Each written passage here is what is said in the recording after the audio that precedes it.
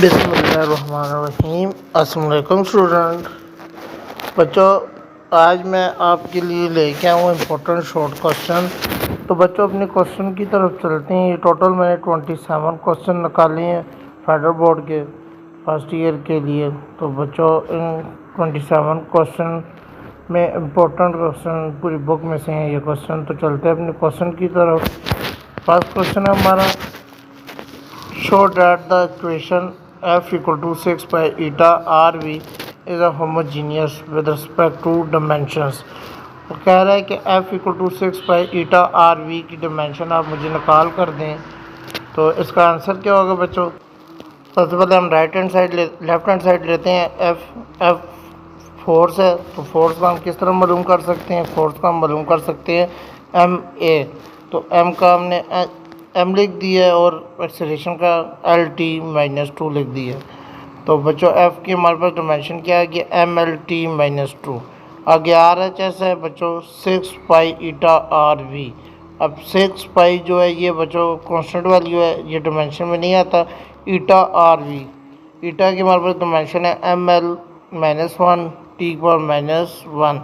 आगे आर है डिस्टेंस है, तो डिस्टेंस को जो डिमेंशन बनती है वो एल बनती है। आगे वी है, वी मीटर पर सेकंड है, मीटर का एम लिख दिया है और टी एस सेकंड है तो उसका टी माइनस 1 लिख दिया। अब इसको बच्चों इकट्ठा करना है तो एम इसी तरह आगे एल की पावर माइनस 1 है, माइनस 1 एल की पावर माइनस 1 प्लस 1 से ख़त्म हो गए, सिर्फ एल रह जाएगा आपका और टी इन दोनों को इकट्ठा कर दिए। टी की पावर माइनस 1 टी की पावर माइनस 1, तो ये आ गया बच्चों आपका टी की पावर माइनस 2। तो बच्चों चलते हैं क्वेश्चन नंबर 2 की तरफ। If A equal to X square Y square बटा जेड फाइंड परसेंटेज अनसर्टेनिटी। तो बच्चों, X square Y square Z है आपका, तो आपने इसको मालूम करना है। तो हमने डेल ए बाई ए की है मल्टीप्लाई 100। तो बच्चों डेल ए बाई ए हमने पुट करनी है इसमें वैल्यू। तो ये 2% प्लस 2% प्लस 2%, इन सब को इकट्ठा करना है बच्चों, परसेंटेज इनकी मालूम करनी है। तो हमारे पास इसका आंसर आ जाएगा 6%।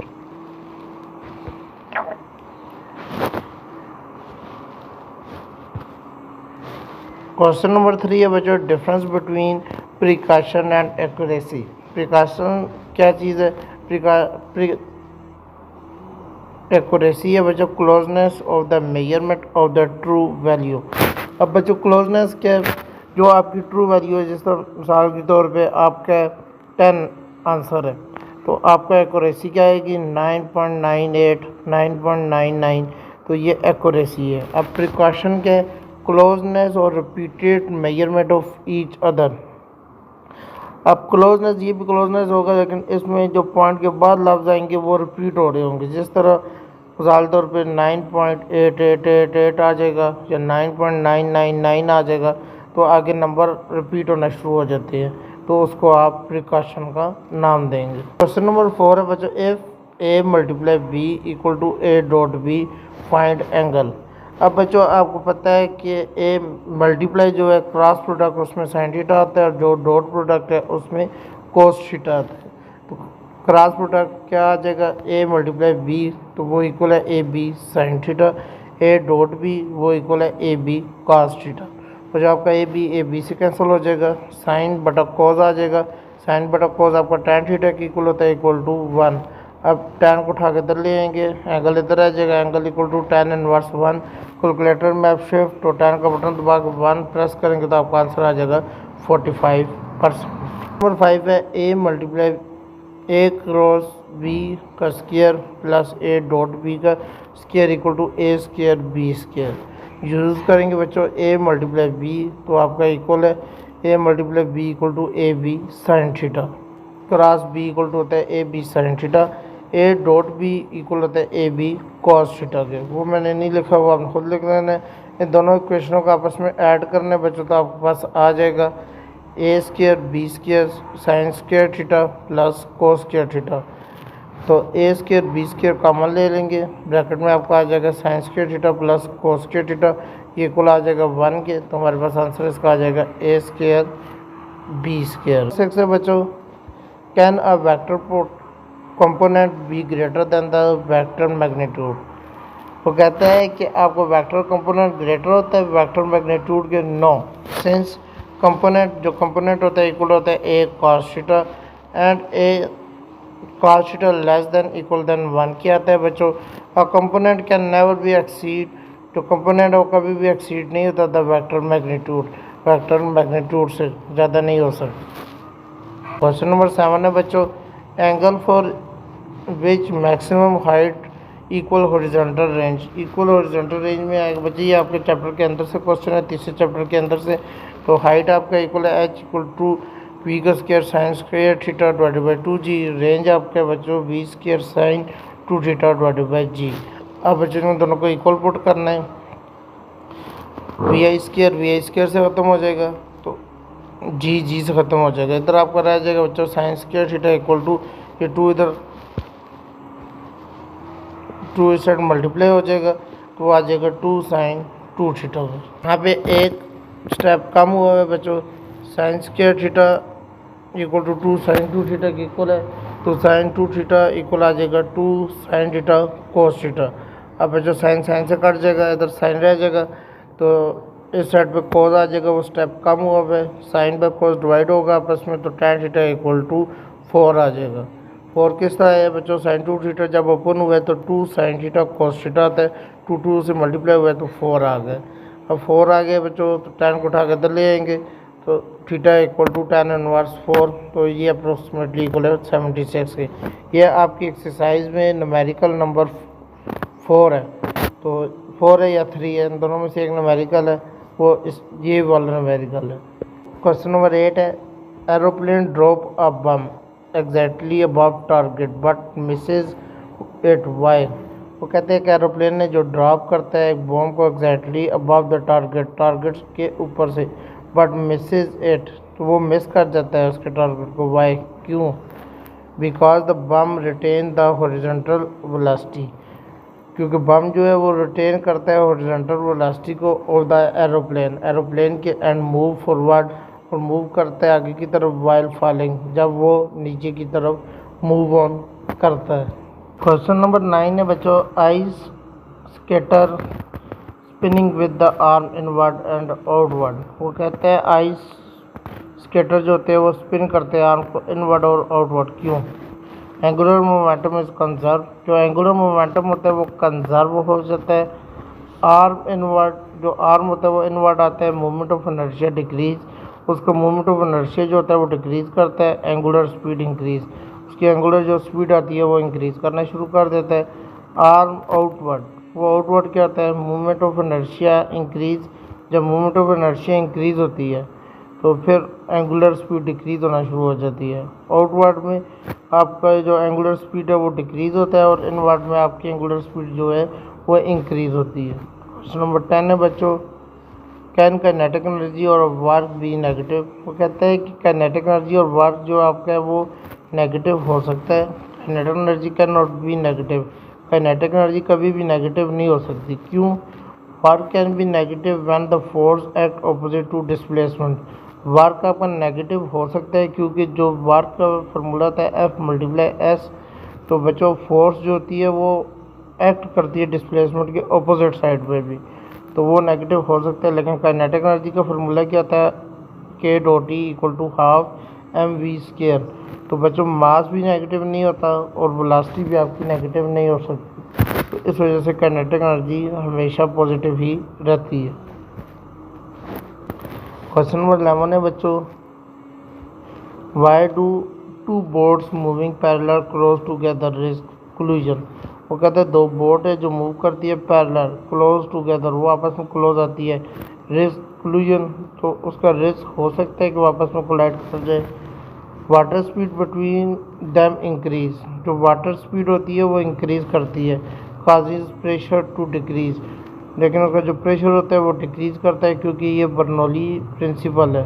हायर आउटसाइड प्रेशर, जो आउटसाइड होता है बच्चों हायर प्रेशर होता है, पुश दैम टुगेदर, वो उसको पुश करता है टुगेदर एक दूसरे की तरफ। क्वेश्चन नंबर 12 है बच्चों, why do fog droplet appear suspended in air. वो कहते हैं फोक ड्रॉपलेट अपीयर क्यों होते हैं हवा के अंदर, due to very small terminal velocity, इनकी जो टर्मिनल वेलोसिटी है वो बहुत कम होती है, एंड एयर रेजिस्टेंस बैलेंसिंग, और एयर रेजिस्टेंस ड्रॉपलेट को बैलेंस करता है देयर वेट और इनके वज़न के लिहाज से। क्वेश्चन नंबर 13 है, why are suspension bridge assign a specific period of use.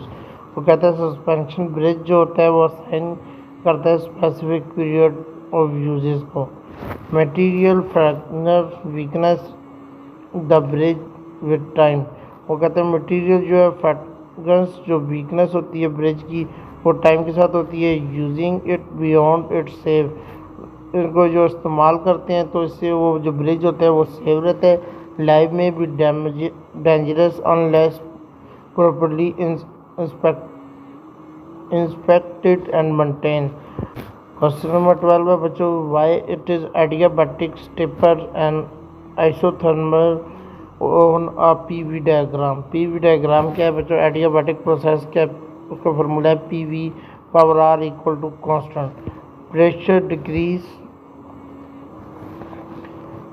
Decrease more rapidly with the volume. Pressure decrease करता है मोर रैपिडली वॉल्यूम से then it isothermal process making the curve steeper. तो isothermal process जो होता है वो curve stripper में आता है। आगे क्वेश्चन नंबर 15 है बच्चों आपका, अमेरिकन है इसका। Engineer between 27 centigrade and 227 centigrade with the 45% efficiency. बच्चों पहले आपके पास जो टेम्परेचर है T H equal to 500 kelvin, T C equal है 300 केल्विन।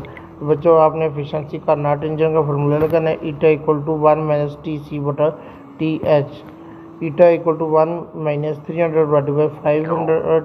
तो बच्चों जी आप इसका एलसीएम लेंगे तो आपको वैल्यू आ जाएगी 0.4%। तो ये इक्वल तो मल्टीप्लाई 100 करेंगे तो आ जाएगा 40%।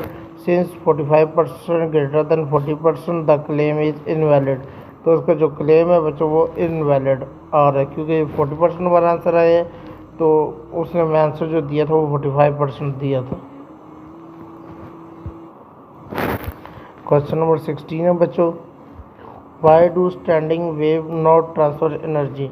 स्टैंडिंग वेव जो होती है वो ट्रांसफ़र एनर्जी नहीं करती, क्यों? There is no get प्रोपोगेशंस।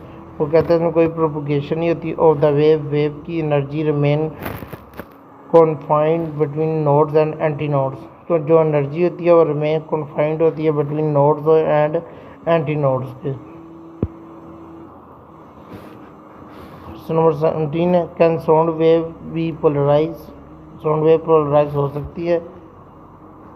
No, sound wave is in air are longitudinal. जो साउंड वेव होती है हवा में वो लॉन्गिट्यूशनल आती है। Polarize is only possible for transverse wave. Polarization जो होती है वो सिर्फ ट्रांसवर्स वेव में आती है। Prove E equal to minus del B by del R. Electric field is a negative rate of change of electrical potential with the distance. वो कहता है इलेक्ट्रिक फील्ड जो होता है वो नेगेटिव रेट ऑफ चेंज होता है इलेक्ट्रिक पोटेंशियल के डिस्टेंस के साथ। E equal to minus V by del R. Negative sign show potential decrease in the direction of electric field. तो वो डायरेक्शन पे आता है इलेक्ट्रिक फील्ड के। क्वेश्चन नंबर 19 है, how does a Faraday cage work. वो कहता है जो फैराडे गेज वर्क करता है वो कैसे करता है। Charge resides on the outer side of the conductor. जो चार्ज आता है बच्चों वो रिसाइड करता है आउटर सरफेस में कंडक्टर के, making the electric field inside zero. जो इलेक्ट्रिक फील्ड इनसाइड आता है वो ज़ीरो आता है। And protecting the interior form, और वो प्रोटेक्ट करते हैं इंटीरियर फॉर्म को फॉर एक्सटर्नल इलेक्ट्रिक फील्ड के। क्वेश्चन नंबर 20 है, condition for maximum power output. Maximum power output क्या आती है? आंसर है बच्चों इसका, maximum power is deliver when R equal to R. जब आर आपका इक्वल होता है आर के load resistance equal internal resistance के। लोड रेजिस्टेंस जो होता है वो इक्वल आता है इंटरनल रेजिस्टेंस के। क्वेश्चन नंबर 21 है बच्चों, Kirchhoff voltage law and conservation of energy. तो वो किरचॉफ वोल्टेज लॉ जो आता है वो कंजर्वेशन ऑफ एनर्जी क्या आता है? The algebraic sum of all the potential difference around a close loop is zero.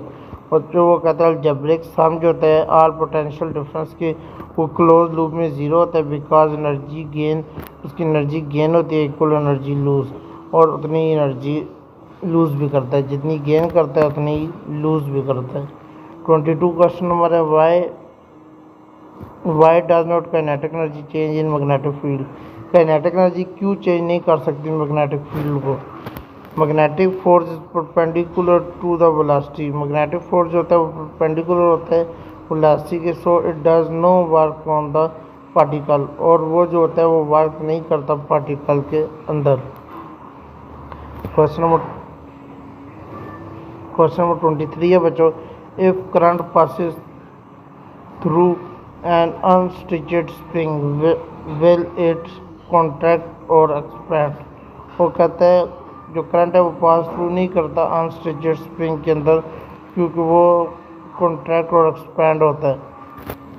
It contract because the current in the adjacent turn flow in the same direction. वो कहता है वो adjacent turn जो flow करता है same direction में and attract each other और उसको अट्रैक्ट करता है वो एक दूसरे के साथ। क्वेश्चन नंबर 24 है बच्चों if velocity of light were infinite. जो वेलोसिटी ऑफ लाइट होती है वो इन्फिनाइट होती है देन रिलेटिविस्टिक्स इफेक्ट विल डिसअपीयर। तो वो इफेक्ट करता है डिसअपीयर करता है। नो टाइम डिलेशन कोई टाइम डिलेशन नहीं होता। नो लेंथ कंस्ट्रक्शन कोई लेंथ कंस्ट्रक्शन नहीं होता। नो रिलेटिविस्टिक मास इंक्रीज कोई मास इंक्रीज उसका नहीं होता।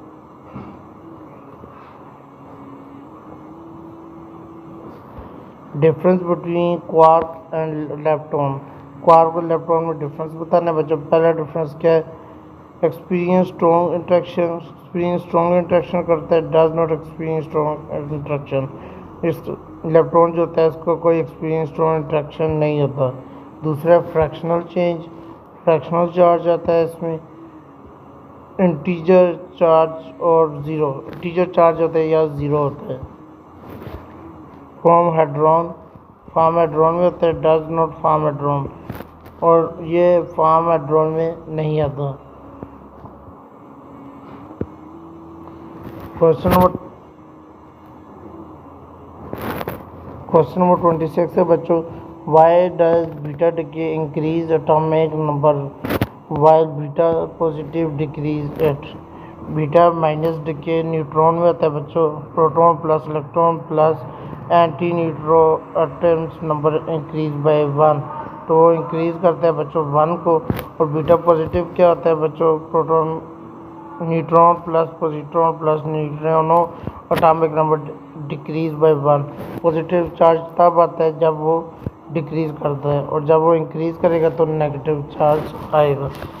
लास्ट क्वेश्चन है बच्चों हमारा why are the small and very large nuclei unstable.